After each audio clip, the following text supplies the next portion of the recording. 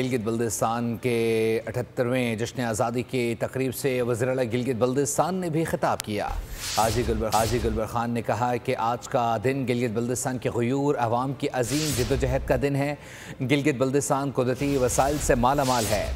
ہم 78 سال سے پاکستان کو اپنی منزل سمجھتے ہیں۔ زور دیا کہ مسئلہ کشمیر کا حل وقت کی اہم ضرورت ہے۔ کہ گلگت بلتستان کو شہداء اور غازیوں کی سرزمین کہا جاتا ہے۔ گلگت بلتستان کے عوام محب وطن اور پرامن ہے۔ گلگت بلتستان کے عوام گزشتہ 78 سالوں سے اپنی منزل پاکستان کو سمجھتے ہیں اور قومی دائرے میں شامل ہونا چاہتے ہیں۔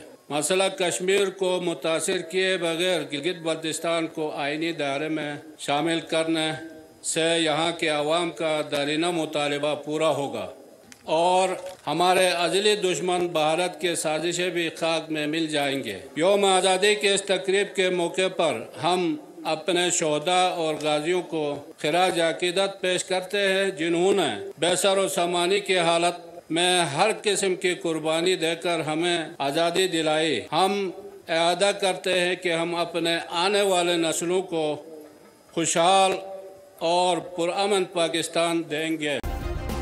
سبسکرائب کریں اور بیل دبائیں تاکہ کوئی خبر رہ نہ جائے۔